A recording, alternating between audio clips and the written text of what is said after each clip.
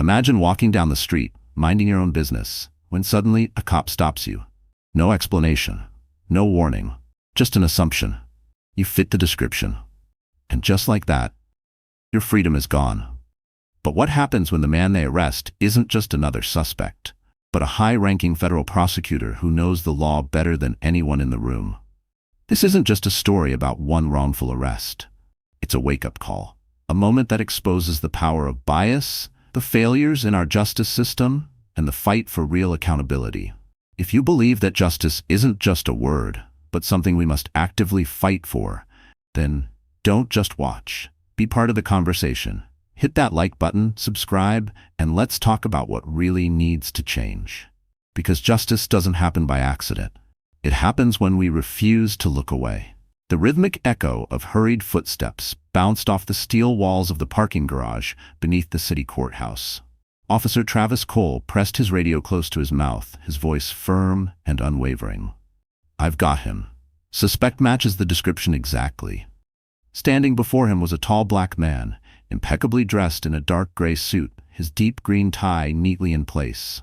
A sleek leather briefcase dangled from his fingers, its polished surface reflecting the dim lighting of the garage. Though Cole's grip on his wrist was firm, the man's posture remained composed, his expression unreadable.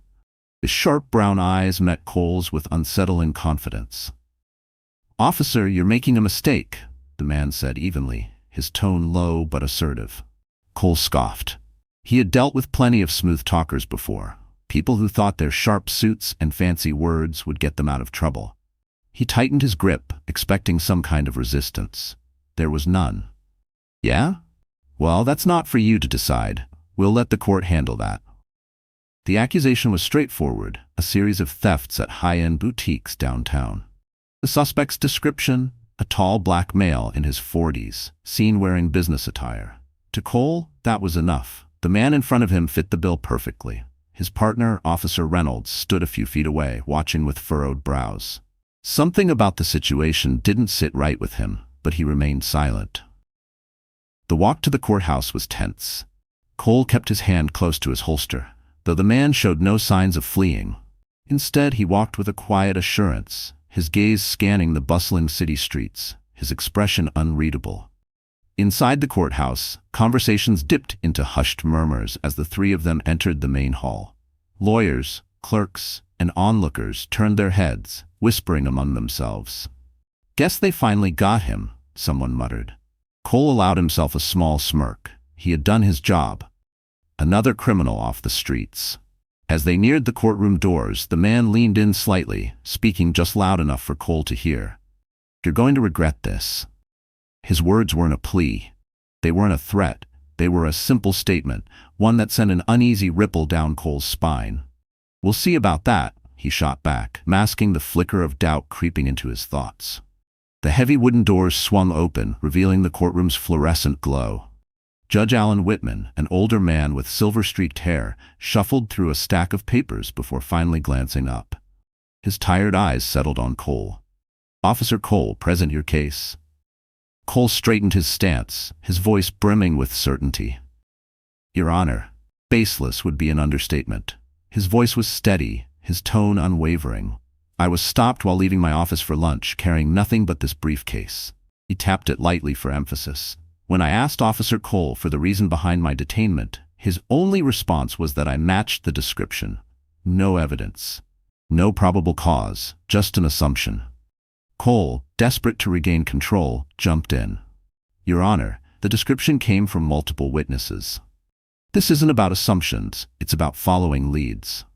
Carter turned fully to face him now, his expression unreadable but his presence commanding. "Following leads? Or relying on stereotypes?" His words cut through the tension in the room. "Tell me, Officer Cole, did you even bother to ask for more details? Or did you stop the first black man in a suit you saw?" A ripple of gasps and murmurs spread through the crowd. Cole clenched his jaw.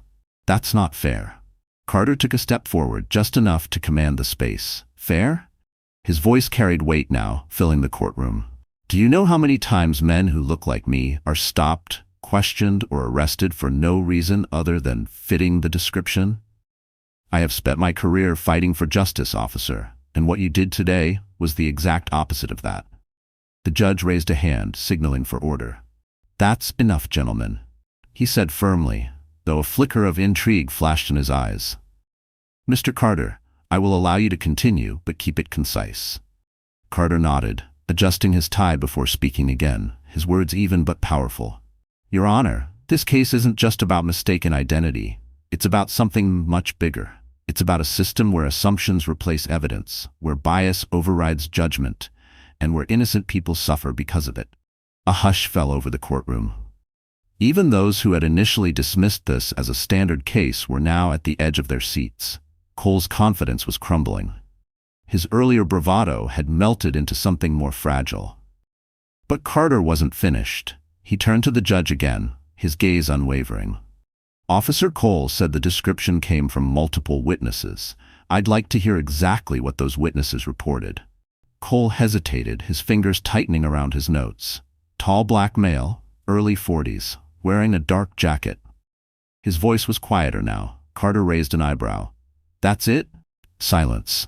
Nothing about distinguishing features, nothing about behavior, not even a specific piece of clothing? Cole swallowed hard. Carter let the silence stretch, letting the weight of the realization sink in.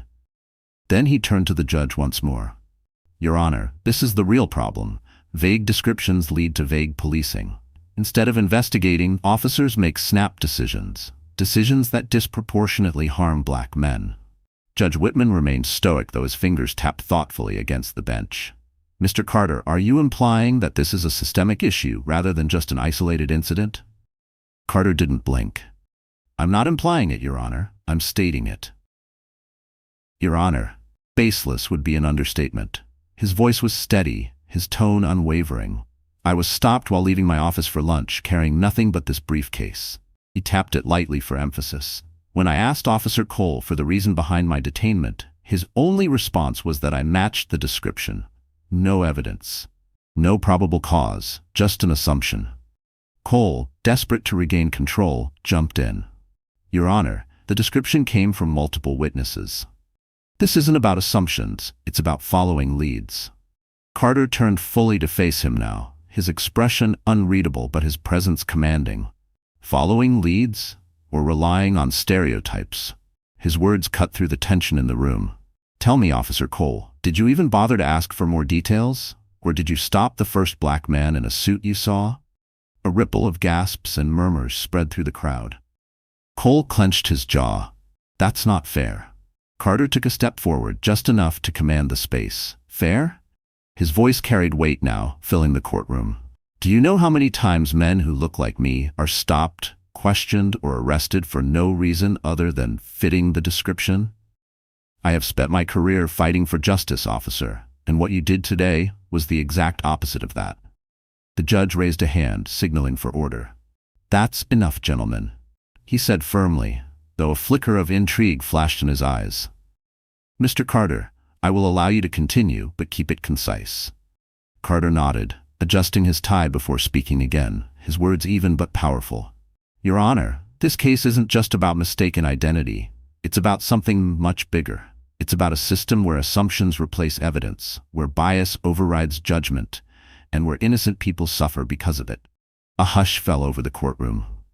Even those who had initially dismissed this as a standard case were now at the edge of their seats. Cole's confidence was crumbling. His earlier bravado had melted into something more fragile. But Carter wasn't finished. He turned to the judge again, his gaze unwavering. Officer Cole said the description came from multiple witnesses. I'd like to hear exactly what those witnesses reported. Cole hesitated, his fingers tightening around his notes. Tall black male, early 40s, wearing a dark jacket. His voice was quieter now. Carter raised an eyebrow. That's it? Silence. Nothing about distinguishing features, nothing about behavior, not even a specific piece of clothing? Cole swallowed hard. Carter let the silence stretch, letting the weight of the realization sink in. Then he turned to the judge once more. Your Honor, this is the real problem. Vague descriptions lead to vague policing. Instead of investigating, officers make snap decisions. Decisions that disproportionately harm black men. Judge Whitman remained stoic, though his fingers tapped thoughtfully against the bench. Mr. Carter, are you implying that this is a systemic issue rather than just an isolated incident? Carter didn't blink. I'm not implying it, Your Honor. I'm stating it. Let's pause here for a moment. If you were in Officer Cole's position, what would you have done differently? Would you have stopped Elijah Carter based on a vague description alone? Or would you have asked more questions before making an arrest? This isn't just a courtroom drama. It's a reflection of real life. Assumptions have consequences. One quick judgment can change the course of someone's life. Think about it. How often do we judge others based on limited information? Maybe it's a glance, a stereotype, or a gut feeling. But what if that feeling is wrong? Let's challenge ourselves to question our biases before they turn into mistakes. Elijah Carter turned his gaze away from the judge and let his eyes sweep across the courtroom. His voice, steady and unshaken, carried the weight of experience and undeniable truth. Your Honor, I am not implying this is a problem. I am stating it. The tension in the room thickened. Every lawyer, every clerk, and even the spectators sitting in the back rows leaned in, drawn by the gravity of what was unfolding before them. I have seen this pattern time and time again, Carter continued, his voice now directed beyond just the judge. Young men detained for standing in the wrong place at the wrong time. Fathers handcuffed in front of their children because someone thought they looked suspicious. How many of those cases ever make it this far? How many lives are disrupted or destroyed because of careless assumptions? The words hung in the air like a heavy storm cloud, pressing down on everyone in the room. Officer Travis Cole shifted uncomfortably, his earlier confidence now fully replaced with uncertainty. He wasn't just facing a legal argument anymore. He was watching the very foundation of his actions being taken apart, piece by piece. Carter turned back to him, his expression unreadable. Officer Cole, he said, his voice calm but razor-sharp, did you know I was a federal prosecutor when you stopped me? Cole's face reddened slightly. His mouth opened, but the words didn't come immediately. Finally, he muttered, No, I didn't. Carter nodded as if expecting that answer. Exactly. He took a step forward. Because you didn't ask, you didn't check my ID, you didn't verify your claims, you acted on instinct, and that instinct wasn't about justice, it was about bias. The courtroom fell silent, except for the faint rustle of someone shifting in the gallery. Carter let the moment stretch before speaking again, this time addressing the judge directly. Your Honor, I am not standing here to demand punishment for this officer. I am standing here demanding accountability. Because if this can happen to me, a federal prosecutor, then it can happen to anyone. Judge Whitman's expression was unreadable, but his fingers tapped slowly against his desk, betraying his deep contemplation. This case was no longer just about one wrongful arrest. It was about something much larger, something systemic. The judge leaned back in his chair, his gaze heavy as it settled on Cole. Officer Cole, he began, his tone measured, do you have anything further to say in your defense? Cole swallowed hard, the bravado he had carried into the courtroom now completely drained. Your Honor, I was just following procedure. I didn't mean for. Carter cut in smoothly, his voice slicing through Cole's fumbling words. If this is what you call procedure, then we need to start questioning the very procedures you claim to follow. The judge raised a hand, signaling Carter to pause. Mr. Carter, let him finish. Cole let out a slow breath and nodded, his eyes briefly flickering toward the floor before meeting the judge's. I thought I was doing my job. I didn't mean to target anyone unfairly. Carter studied him for a long moment before speaking again, his tone softer but no less firm. That's the thing, Officer Cole.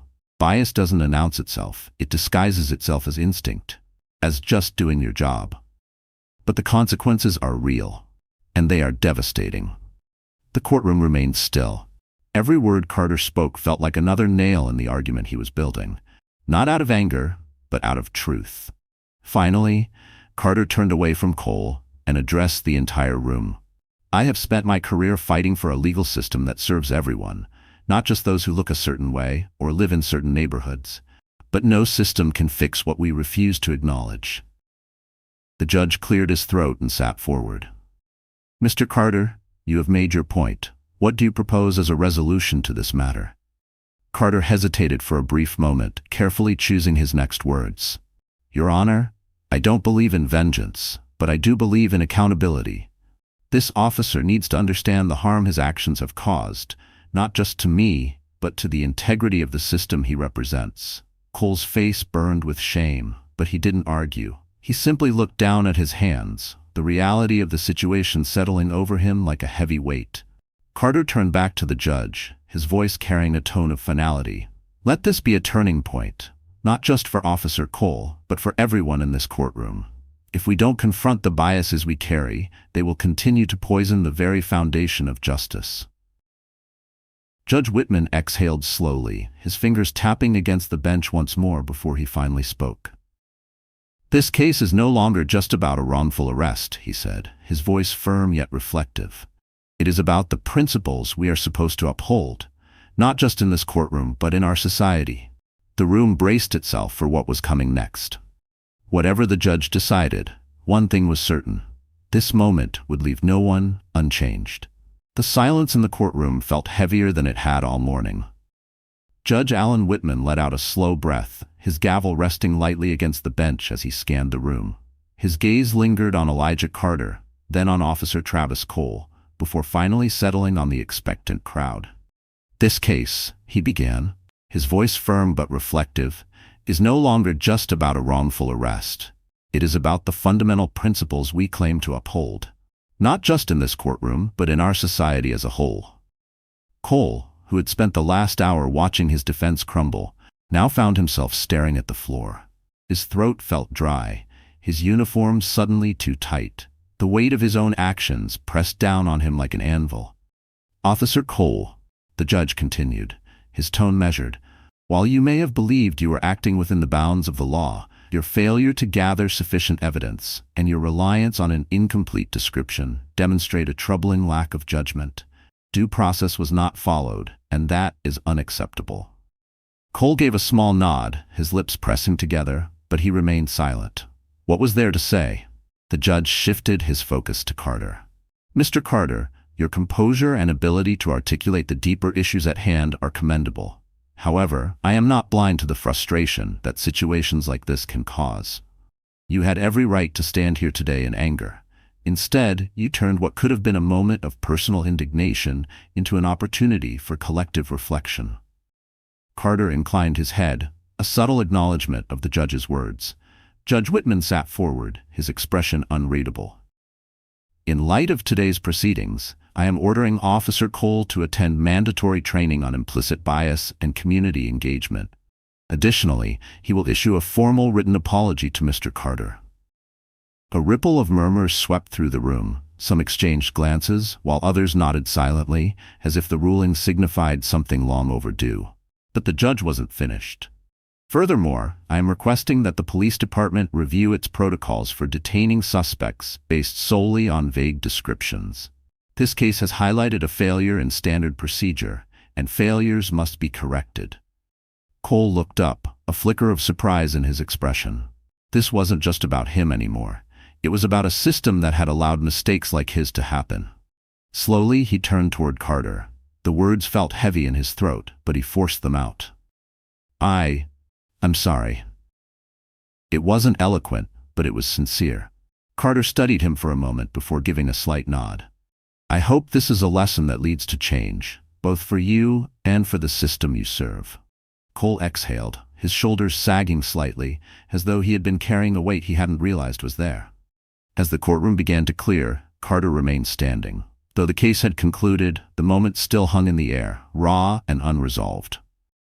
A reporter, microphone in hand, pushed forward through the dispersing crowd.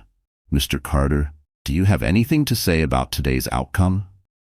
Carter turned, his expression unreadable. The cameras captured the steady certainty in his voice. "Justice isn't a destination, it's a journey.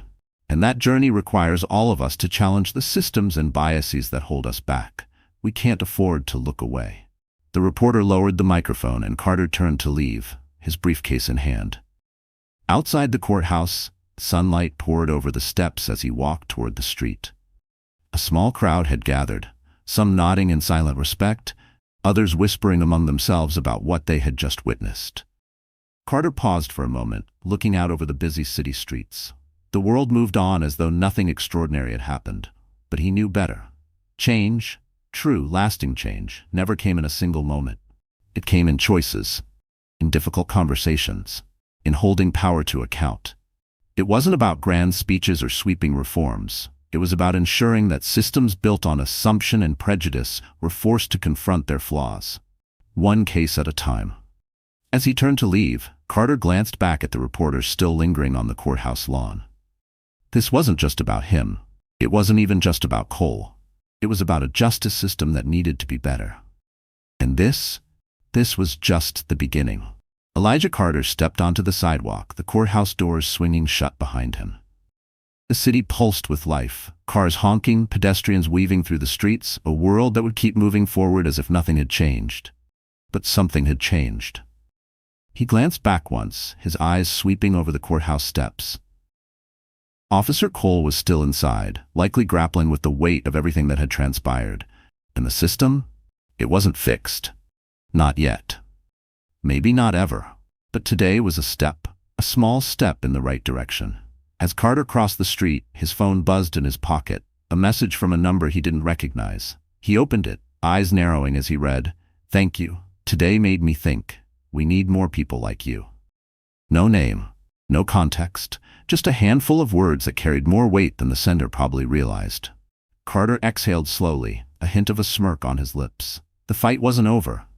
The road ahead was long, messy, and filled with obstacles. But moments like this, they were proof that change, real change, was possible.